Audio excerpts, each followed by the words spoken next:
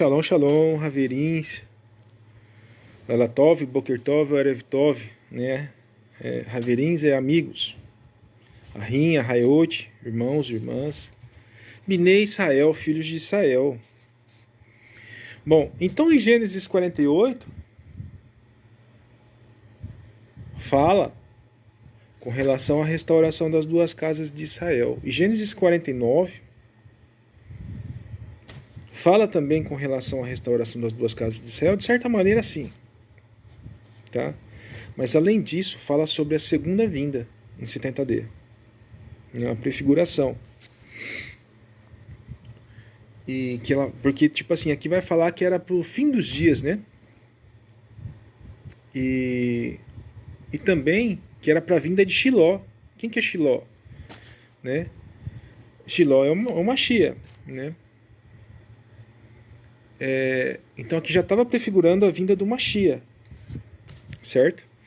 Shiló vem do que? Xolia, por exemplo, né? Xolia é apóstolo, né?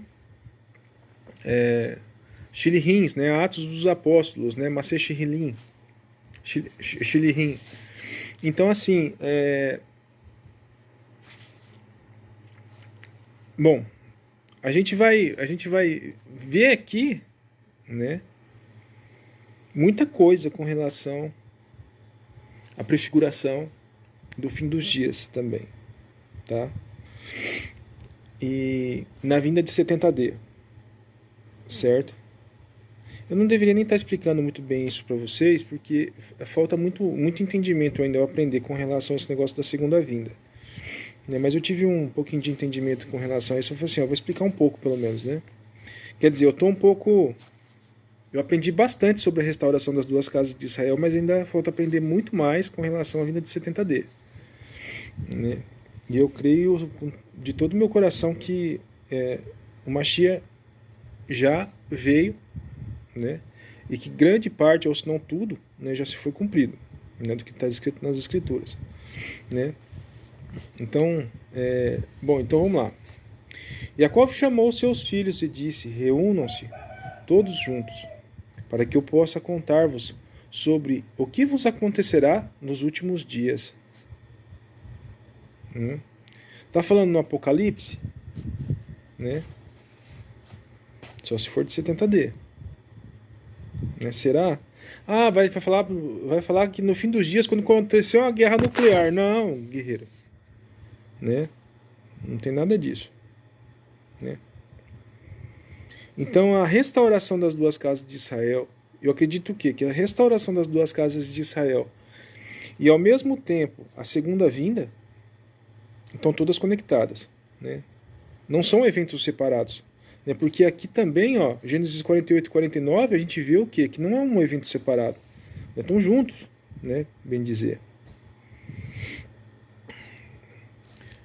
Juntai-vos todos e escutem, vós filhos de Jacó, escutem, filhos de Israel, vosso pai. Então ele vai profetizar a partir daqui. Você lembra que ele colocou a mão na cabeça dos meninos e profetizou? E que Urua estava sobre ele? Eu sei disso, meu filho, eu sei disso. Verdadeiramente, Manassés será uma grande nação, mas Efraim será uma multidão de nações. Você lembra que ele estava profetizando? Ele estava cego, mas não estava doido. Né? Então aqui também, né, é uma profecia. Reuven, tu és o meu barror, o meu primogênito, o meu poder e o começo de minha força, a excelência da dignidade e a excelência do poder. Instável como as águas, não serás um desafiador, porque tu subiste na cama de teu pai e cometeste ato profano, e este profanou o meu leito. Aqui ele já começa, aqui, ó, dando um puxãozinho de orelha de quem? Nesse filho aqui, né? Dessa tribo, né? Então, quando Israel começa a falar sobre os filhos dele, né? Vai profetizar sobre quem? Sobre as tribos nos fins dos dias, né? Que a gente acredita que é 70D, beleza? A gente que é israelita aí, tá? Tem muito israelita que não acredita nisso, né? Mas eu, apesar, após ter estudado tanto tempo, né? E ter escutado tudinho o que eu escutei, Né? Eu acredito que o Mashiach veio em 70D. Mas tem gente que não acredita, então, né? Fique à vontade.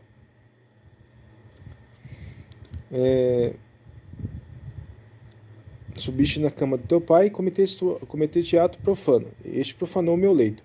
Shimeão e Levi são irmãos, instrumentos de crueldade, estão em suas habitações.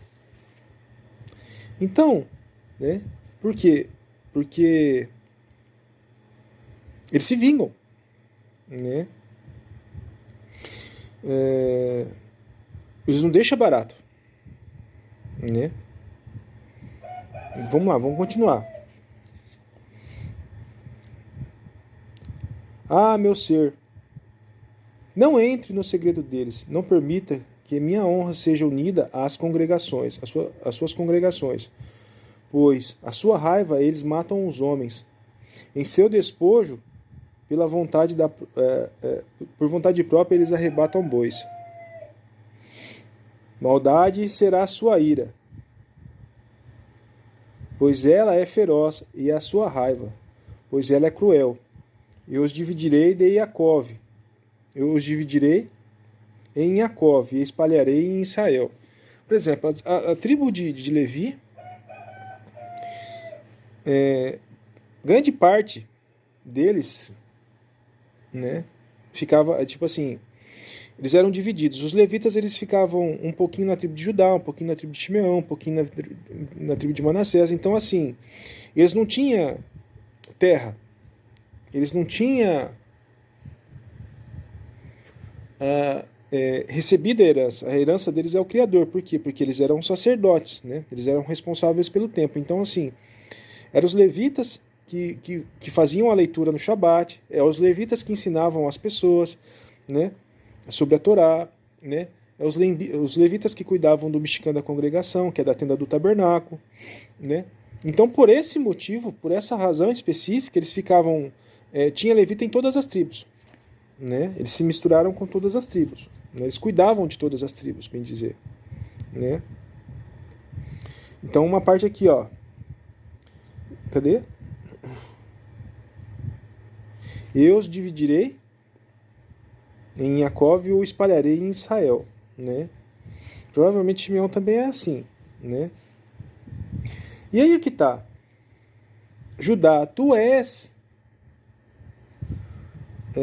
a quem teus irmãos dão halel, ou dão louvores a ti.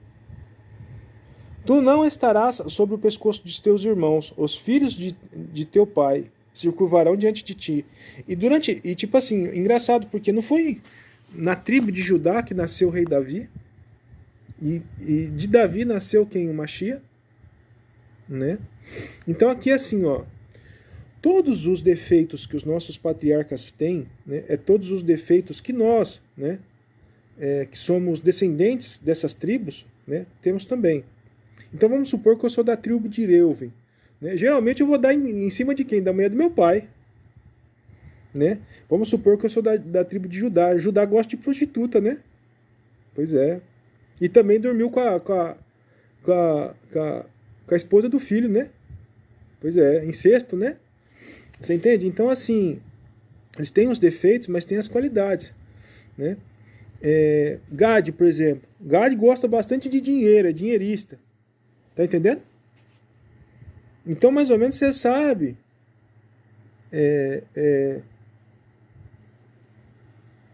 de que, quando você vai ler o testamento dos patriarcas, que eles deixaram, e lendo também aqui Gênesis 49, tipo assim, lendo o contexto inteiro do que os patriarcas fizeram, como que eles viviam a vida, e os erros que eles cometeram, mais ou menos é o mesmo erro que você comete, que eu cometo, né, que todo mundo comete, que é descendente deles.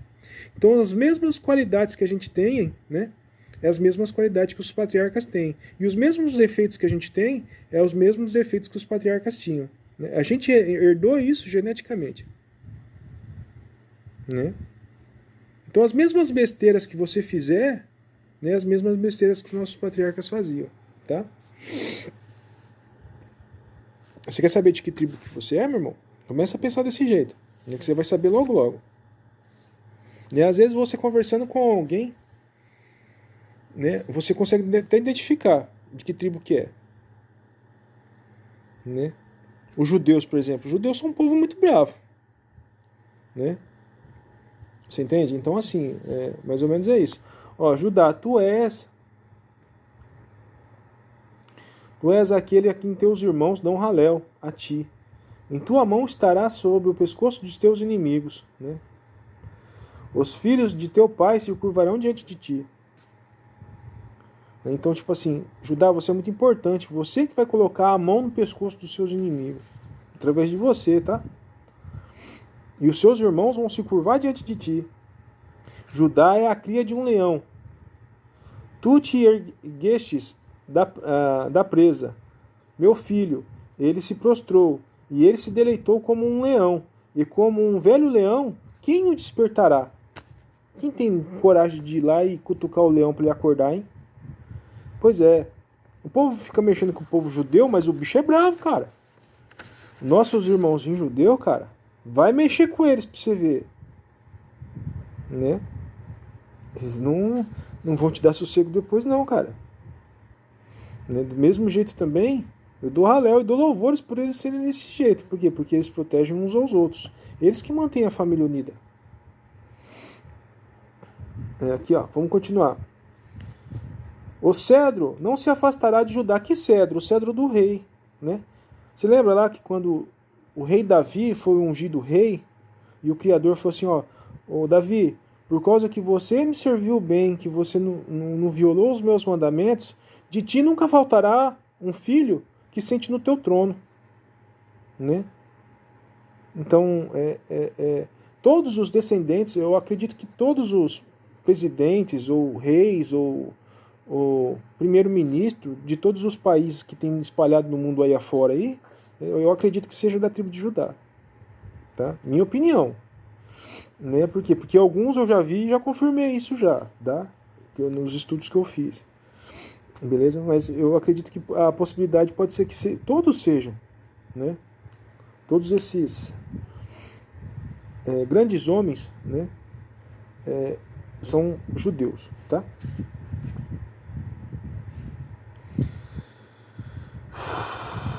Vamos ver.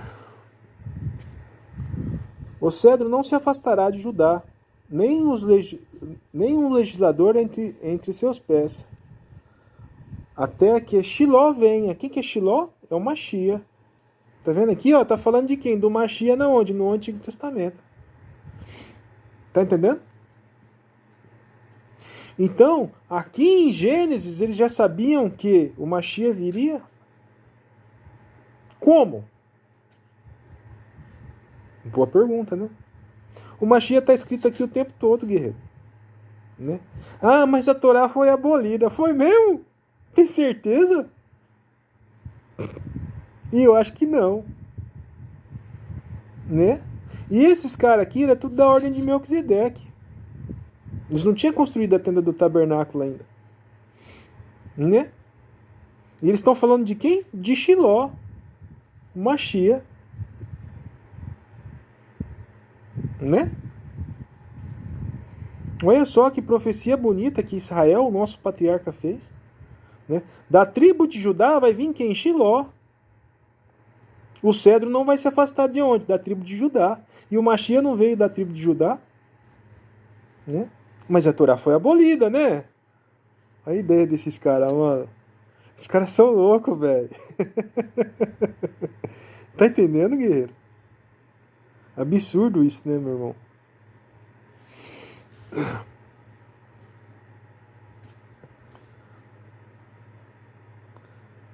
Aqui, ó.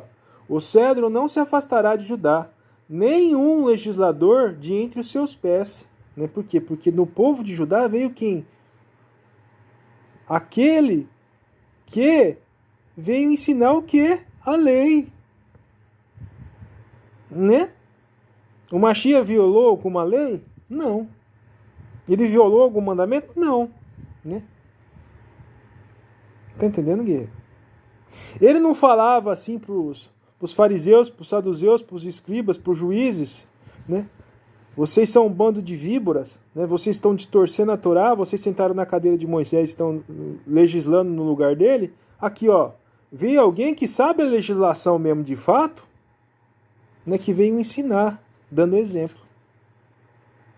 Aí vamos continuar, ó, versículo 10 de novo. O cedro não se afastará de Judá, nenhum legislador de entre seus pés, né? O Mashiach não veio caminhar sobre a terra ensinando a legislação da Torá? Eu não vim aqui para violar a Torá, eu vim aqui para segui-la. Né? Não foi isso que o Mashiach disse? Pois é. A Torá foi abolida, né, guerreiro? Olha a ideia dos caras na igreja. Falar um absurdo desse. Aqui Israel está profetizando que o cara viria para seguir a Torá. Vamos lá de novo. Ó. O cedro não se afastará de Judá, nenhum legislador entre seus pés, até que Shiló venha. E as nações se submetam a ele, até a tranquilidade total, até que a tranquilidade total venha. Tá vendo? Da onde que veio? Veio da tribo de Judá. Quem que veio? Um legislador que seguia a lei. Né? O Mashiach não é um justo juiz, guerreiro? Né? Então ele tem que saber o quê? A lei. Né? Se você assistiu as paraxá anteriores, você deveria saber disso já, né? O que um juiz faz? Ele faz o julgamento com base no quê? Na lei, né? Não tem o dia do juízo final, onde todas as nações serão julgadas, né? Julgada com base no quê, guerreiro? Né? Esse é quem? O legislador. E ele é quem? Shiló. E a Torá foi abolida, né, meu irmão? Aleluia. Vamos lá. Olha só que interessante. E as nações se submeterão a ele, até que a tranquilidade total venha. Então vai vir o Apocalipse, o fim dos tempos, e a tranquilidade vai vir depois. Tranquilidade. Né? Tá falando que vai eliminar o mal totalmente? Não, não está falando isso. Está falando que só vai vir a tranquilidade. Né? No livro de Apocalipse fala a mesma coisa. Né? Que as pessoas justas ficarão para dentro de Jerusalém e os maus e os ímpios, no capítulo 22, Apocalipse 22, e os maus e os ímpios ficarão para fora. Tá? Então o mal não vai cessar, acabar tudo de uma vez. Tá? Se engana quem pensa isso. Tá? 11. Ligando o seu potro à videira, e o potro do seu jumento, a videira escolhida. E ele lavará as suas vestes com vinho e as suas roupas com sangue de uva. Peraí, vamos ver esse negócio de novo? Ligando o seu potro à videira. Presta atenção, o Mashiach, quando ele entrou em Jerusalém, ele não entrou montado em cima de um jumentinho, que o pessoal balançava as folhas de palmeira, dizendo Rosana, Rosana, Rosana, Roxiana, né? Salva-nos, né? Tá entendendo? Mas aqui, ó, videira. Quem que é a videira verdadeira? É o Mashiach, não é? Espera aí, cadê? Que mais? E o potro do seu jumento, a videira escolhida. Ele lavará suas vestes com vinho. Aqui está falando que é com vinho, não é com suco de uva não, viu? O pessoal da igreja que ensina que não pode tomar mais vinho, tá errado aqui, ó. Aqui está falando, né? É vinho, né? O pessoal fala assim, não, mas o Mashiach... Como é que ele se fala assim? O Mashiach não ensinou a beber vinho, não. Né? Porque não pode colocar vinho novo no odre velho. Daí eles falam que esse vinho novo é suco de uva. Né? Que não é nem fermentado. Né? Veja bem, pessoal. O primeiro milagre do Mashiach foi fazer o quê? Transformar água em vinho, não foi? Ele transformou água em vinho para quê? Foi para jogar fora? Claro que não. Ele foi para beber. E está escrito que é vinho. Né? Não está escrito que é suco de uva, não. Tá? É vinho. Né? Tá entendendo? Os próprios fariseus falavam que ele se embriagava. Né? Algum motivo tem, né? Tá entendendo? Não adianta você distorcer esse negócio não, guerreiro. Ó, e aí o pessoal fala assim... não, mas ele tomava suco de uva. É mentira esse negócio aí, cara. Eu vou te explicar por quê. Porque a colheita do ano é uma vez só por ano, cara. Né? E ela é feita na onde? Perto da festa das tendas, do tabernáculo. Né? Tá entendendo? Tirosh, né? O Yom HaTirosh, tá? Vinho, tá? E aí tem outro termo para vinho também, tá? Mas no hebraico, mas vinho em hebraico é tirosh. Eu não lembro o termo certinho, mas tem outro termo, tem dois, né? O tirosh e esse outro aí. Aí o que acontece? Se a colheita da uva era feita em finalzinho de setembro, começo de outubro, né? E a Páscoa em abril, né? Vai vendo, né? Dá uns 5, 6 meses mais ou menos de diferença, não dá? Você acha que em 5, 6 meses o suco de uva não vai fermentar não, guerreiro? Os cara falam assim, por quê? Por que eu falo? Né? Porque o Machir comeu a Páscoa. E foi na Páscoa que ele comeu pão e bebeu vinho. Né? De outubro, do comecinho de outubro até abril, né, dá quase 6 meses. Você acha que o suco de uva não vai ter fermentado, não, guerreiro? Né? Para e pensa, pô. Ah, mas é suco de uva porque o pastor me ensinou. Não está escrito nada disso, não, meu irmão. Tá? Nas escrituras não fala que a bebida é proibida de jeito nenhum. Fala que ela é perigosa. Tá? Se você se entregar para ela, você vai se perder. Ponto final. Mas, tipo assim, não tá falando que é proibido. Tá entendendo? Então a diferença do veneno do remédio é a dose. Você concorda? Pois é. Só você não exagerar. Tá? Não fazer vergonha para ninguém. Principalmente pro seu pai e pra sua mãe. Ah, tá vendo o filho do bêbado lá? O filho do cara lá é um bêbado. Né?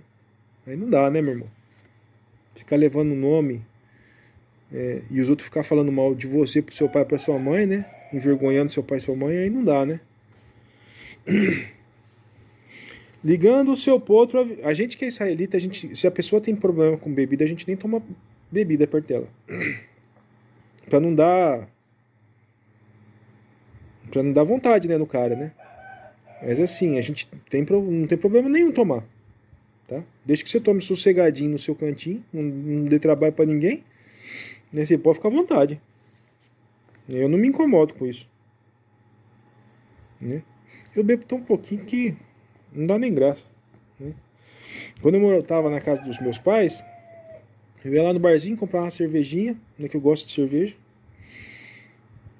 Comprava umas 6 latinhas, né, ou umas 6 long neck, né? Trazia pra casa, tomava umas 4 só. Já. Esse também tomava, deitava e dormia. Eu nunca dei trabalho pra ninguém. E é isso. Bom, vamos lá, vamos continuar. 11. Ligando um potro à videira, e um jumento à videira escolhida. Ele lavará suas vestes com vinho, e a sua roupa com sangue de uva. Você lembra lá que o Machia disse: esse é o meu sangue, né? E quem beber dele, né? Ele partiu o pão, depois partilhou o vinho, né? E chamou ele do quê? De seu sangue, né? Então esse suco de uva aqui era o quê? O sangue dele. Ah, entendeu? Você entendeu agora por que ele falou isso? Porque ele estava se referindo ao quê? A Torá. Mas a Torá não foi abolida? Tá entendendo? De acordo com a igreja? Olha o cara aqui, ó. O Mashiach, quando ele fez aquele ritual da Páscoa, de comer o pão e beber o vinho, ele estava se referindo a quê? Aquilo que Israel citou, né? Em Gênesis 49, né? E aqui, ó, e suas roupas no sangue de uva. Tá vendo? Interessante isso, né? É, meu irmão. Seus olhos serão vermelhos como vinho, e dentes brancos como leite. De quem que ele está falando? De Shiló. Os olhos vermelhos como o vinho, e os dentes brancos como o leite. Bom, agora a gente vai pular para outro. Bora? Zevulon. Morará perto do mar. Todo mundo que gosta de ficar perto do mar, né, é da tribo de Zevulon, é da tribo do barquinho. Depois você pega aí, ó, entra na internet e digita a casa dos 12 patriarcas e vê, cada uma tinha um símbolo. Um tem um símbolo de um lobo, outro tem um símbolo de um alce. Não é um alce, eu acho que é um alce ou um veado. Outro tem um símbolo de um leão, outro tem um símbolo de um barco, outro tem um símbolo de um jumento. Tá entendendo, meu irmão? Outro tem o símbolo de uma cobra, se não me engano, tá? Aí, vai vendo. Depois você entra lá e você vê, né? Na internet. Zebulão mora perto do mar, e ele será como um porto para navios, e os seus limites serão até Sidom, né? É, guerreiro. Esses caras que gostam de construir embarcação, que gostam de pescar, que gostam do mar, que gostam das águas, que gostam do litoral, por se dizer assim só, né? É o que? Da tribo de Zebulon, né? Zebulon se espalhou pelo mundo todo? Sim, claro, mas tipo assim, você acha que ele ficou longe do mar? Não, por quê? Porque é o mar que atrai ele. Tá entendendo? Então, assim, quando o rei Salomão faz um trato lá com o rei Tiro, né, que é o rei fenício, né, do povo púrpura, né? Você sabia que o rei fenício, a Fenícia, era conhecida como a terra do povo púrpura? É, que eles usavam a tintura nas roupas púrpura, de uma coloração que eles tiravam de um peixe do mar lá. Sabia? Então Salomão fez um trato com ele para quê? Para que ele construísse embarcações para que Salomão pudesse buscar o ouro na onde? Em Ofir. Em Ofir eu acho que é aqui no Brasil, tá? Se não me engano. E aí eles construíram embarcações fenícias. Até tem um documentário que fala que um cara lá na antiga terra da Fenícia, né, construiu uma embarcação nos moldes como os fenícios construíam antigamente, né, e ele cruzou o Oceano Atlântico, né, com essa embarcação, né, nos moldes fenícios. Quer dizer, provando que o quê? Que as embarcações atravessavam o oceano. Você entende? Então. Então o povo fenício era um povo muito próspero por causa do quê? De Salomão, né? E Salomão construía embarcação através desse cara, né? E aqui a tribo de Zebulon navegava, né? Tá entendendo? Você sabia que tem escrito fenício na Pedra da Gávea? Né? Tem escrito fenício aqui na Paraíba? Tem escrito fenício na tribo Cherokee lá nos Estados Unidos? Os caras encontraram uma pedra lá escrito os 10 mandamentos em hebraico, guerreiro. No hebraico antigo.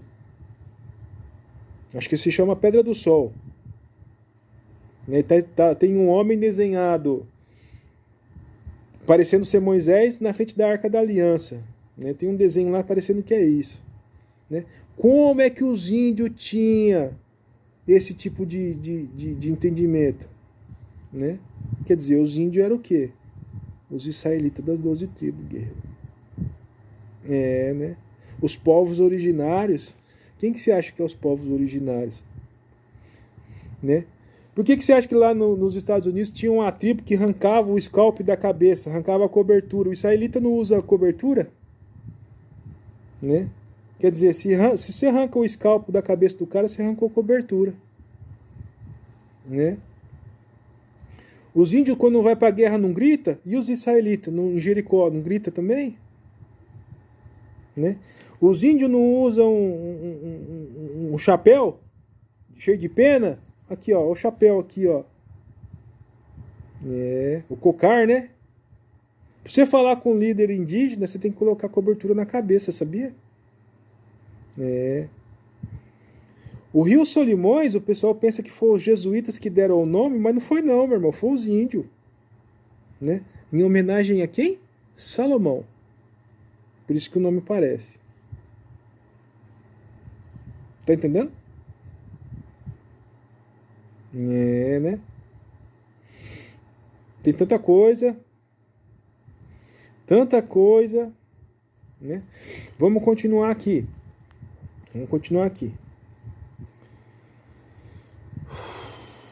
Zebulon morará perto do mar, e ele será como um porto de navios, e os seus limites será até Sidom. E Issacar é como um jumento forte, que se deita no seu leito entre dois fardos.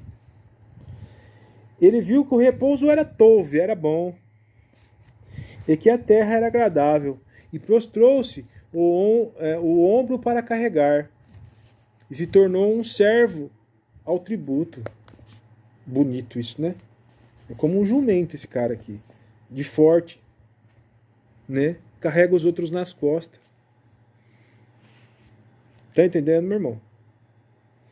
Dan será como um juiz de seu povo, com o qual, como qualquer das tribos de Israel, em todas as tribos de Israel vai ter juízes, mas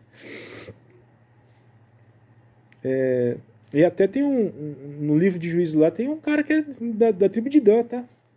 Eu não lembro qual que é. Será que é Shinshon ou Salomão? O Shinshon como é que é o nome dele? Sansão. Shinshon. O nome dele em hebraico. Eu acho que ele é da tribo de Dan, se não falha a memória. E ele era um juiz do povo. Dan será uma serpente no caminho, e uma víbora no caminho que morde o salto do cavalo, da pata do cavalo, de forma que seu cavaleiro caia para trás. Eu tenho aguardado em ti, Yahusha. Olha só que no versículo 18 aqui, ó. Eu tenho, aqui no versículo 18, Israel pronuncia até nome de quem? Do Machia, do Shiló. Ele fala assim, eu tenho aguardado em ti, Yahusha. Ai, Yahwa. Ai, eu tenho guardado em ti, ó minha salvação. E ai, minha salvação, meu Salvador, Yahusha. Ó Yahwa. Você sabia que está escrito o nome do Mashiach aqui na Bíblia, nessas Bíblias gregas aí do Paraguai aí que você compra aí, meu irmão? Não está escrito, né? O nome do Messias aí no Antigo Testamento, na Torá, né? Tá entendendo? É por isso que você precisa disso aqui, cara, ó. Uma Bíblia decente, uma Bíblia que presta. Tá entendendo? Pega uma aí, ó, que foi traduzida a partir do hebraico, ó. Vou até mostrar aqui pra vocês, aqui, ó. Vocês vão falar que eu tô mentindo. Versículo 18, ó. Esse foco aqui, ó.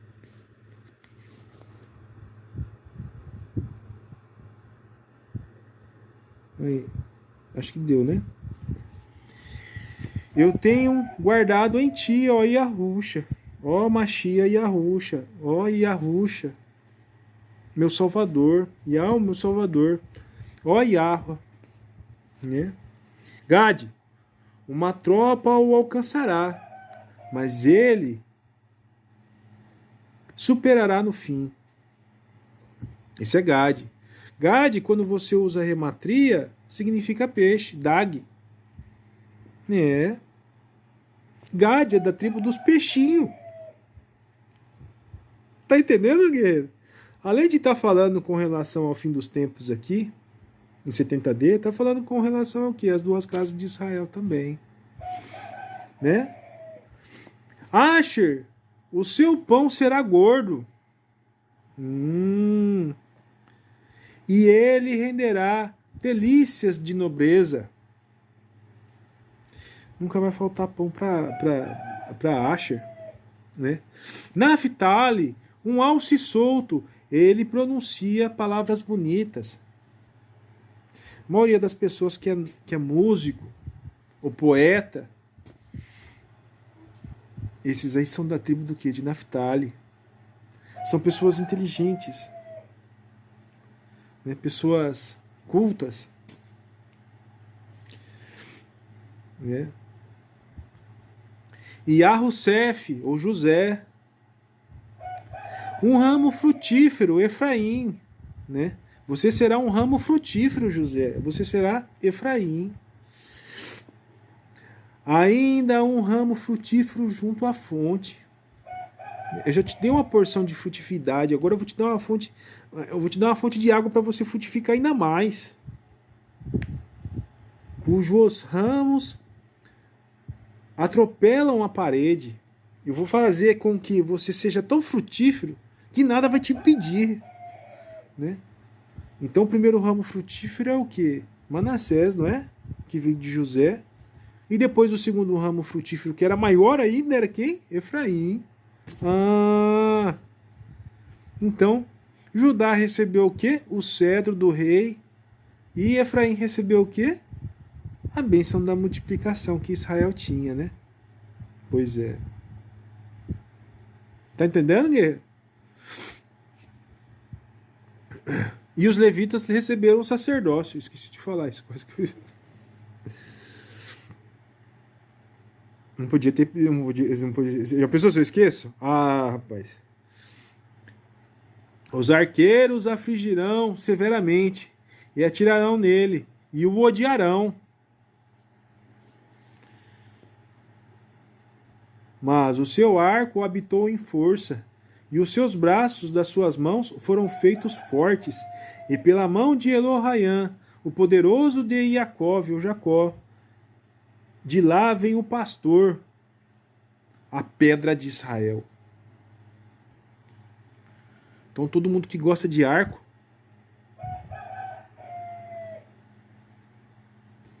é quem? É.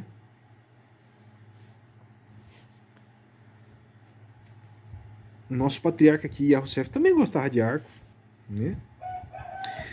Mas o arco habitou em força, né?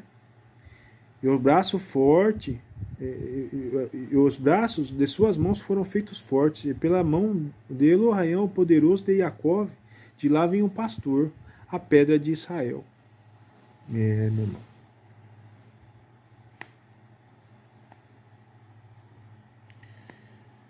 Ainda pelo poderoso de teu Pai, que o ajudará, e pelo Todo-Poderoso que o abençoará, com as primícias dos altos dos chamaíns, as primícias do profundo debaixo reclinam, e as primícias do seio do ventre.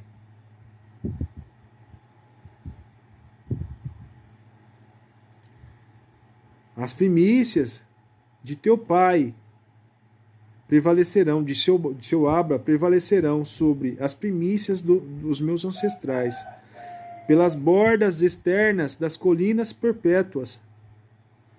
Elas estarão na cabeça de Yahussef.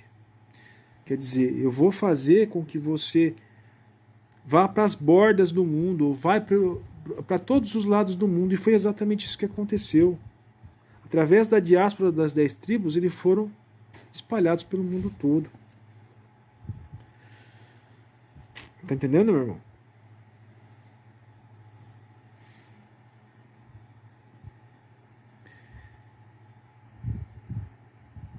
Nas colinas perpétuas, elas estarão na cabeça de Yahussef, e na coroa de sua cabeça, que estava separada dos seus irmãos.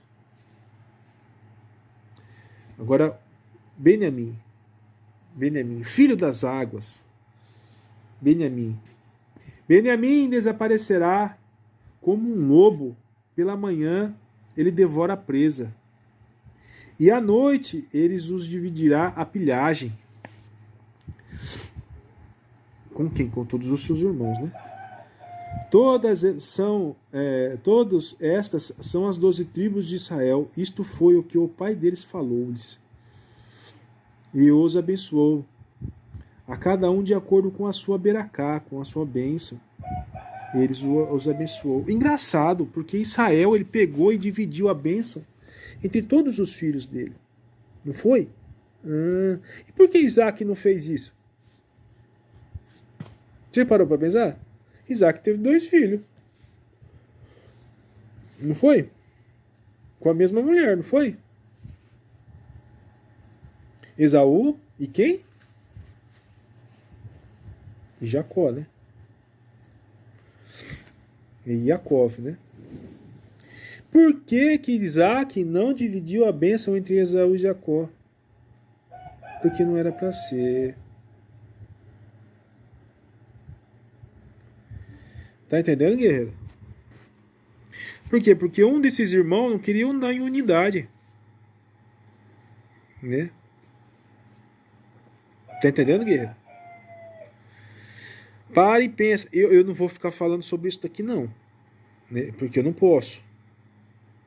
Mas para e pensa. Por que que Isaac não dividiu a bênção e Israel dividiu a bênção entre os filhos dele? Tenta achar o motivo, cara. Quando você descobrir essas coisas aí, você vai ficar maravilhado, meu irmão. Não tenha dúvida disso, meu irmão. Cadê?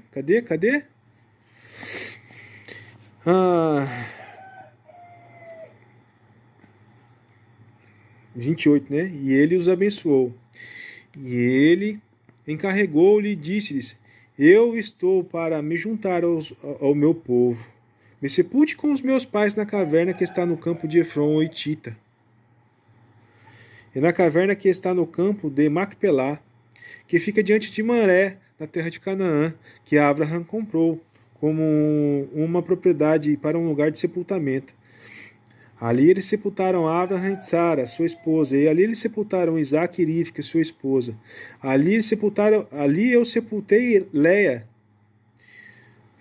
a compra do campo e da caverna que ali existe foi dos filhos de Chete. E quando Jacó tinha acabado de ordenar a seus filhos, ele recolheu seus pés em seu leito, e ele rendeu Urua, né? E se juntou ao seu povo. O que é render Urua? É deitar e morrer. Né? A maioria dos patriarcas morreu desse jeito. Ele só deitou e morreu em paz. Em boa velhice. Israel aqui tinha o quê? 147 anos de idade, meu irmão. Bom, 147 anos de idade é muita coisa, não é mesmo? Se não me engano, se não me falha a memória, Abraham morreu com 175, Isaac morreu com 180 e Israel morreu com 147 anos. É isso. Bom, então a gente vai ficando por aqui. Shalom, shalom. Que Allah abençoe todos vocês em nome do Mashiach Yahushua. E até a próxima. Tchau, tchau.